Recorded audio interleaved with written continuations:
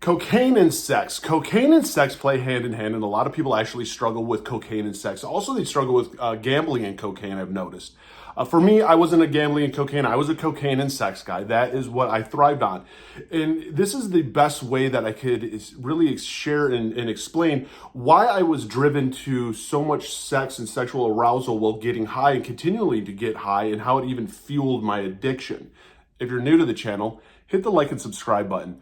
They believe that the correlation between cocaine and sex is dopamine related, because when you're doing lines of coke, your dopamine is no longer doing the reuptake. So it's just kind of piling on that dopamine.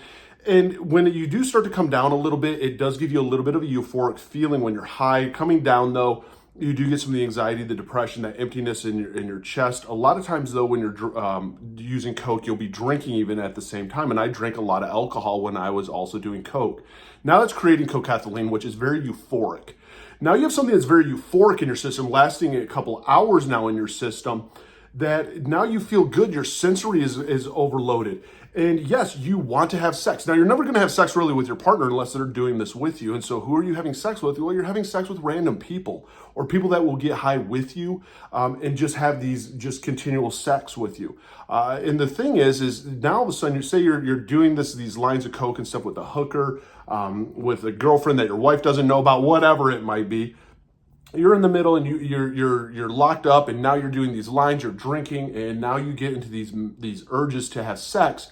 This down here doesn't work. So what are you doing now is you're popping Viagra, you're taking Cialis, you're taking stuff that affects your circulation, and you are using that now to get high. Now you literally have concocted a whole chemistry of chemicals into your system, and you will go on these sex escapades. I mean, I literally did it because it was like this form that made me even feel better. It made my high a little bit better. It made me not really realize I was coming down. I became obsessed with it. It was like I became so hyper-focused into sex that's all I wanted. I wanted to get high and I wanted to have sex. And I don't know, like there was no other thing in life. Like that was it. The only thing in life that mattered was those two things: doing lines of coke and having sex. It was this really sick obsession. It made me feel good, but at the same time made me feel empty. And so it was like I was constantly trying to fill this emptiness void, and I couldn't really fill the void. And so it would just continue with sex.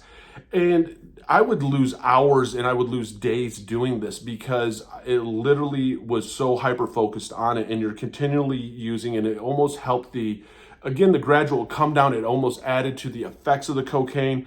And that's us as an addict. I mean, we are sick individuals. We'll find different ways to soothe different things or to feed different traumas, whatever it might be. And for me, this was one that went hand in hand. And I don't think people share enough about it, because Chem Sex is real. I mean, the chemicals do affect our brain differently, even when it also comes to like crystal meth, of how it affects our brain.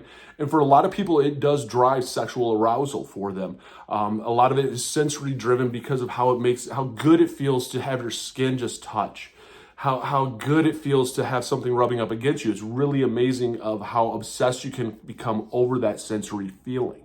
And again, I just share from experiences. I know that the more that we share, the more that we educate, the more that it helps anybody out there going through it.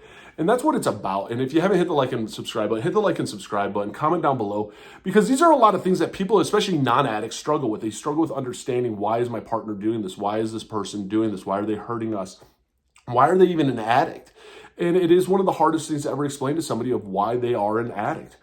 We are all addicts for different reasons. Our obsession for different substances is real. But the more that we share, the more that we educate, the more that it does help people get a little bit of an understanding, realizing that nobody can help an addict but an addict themselves. And that is the reality of it. And that is why I do share, is to maybe help somebody realize that, man, we really truly are insane. And the best that I can do is literally set healthy boundaries and get this person out of my life until they decide they want to get sober. And that's what it's about. I mean, and for the one out there trying to get sober, man, find what works for you. Inpatient rehab, outpatient rehab, treatment center, therapy, therapist. Find what works for you, and because that is what it is about. There is so many different programs out there, and there's no right or wrong way to get sober. And that's what I don't think people sometimes understand, is there really is no right or wrong way to get sober. It is all up to you finding what works for you. Fighting forward every single day with the energy that you once put into your addiction, put into your sobriety. For the one that's doing it right now, I'm proud of you. Don't give up.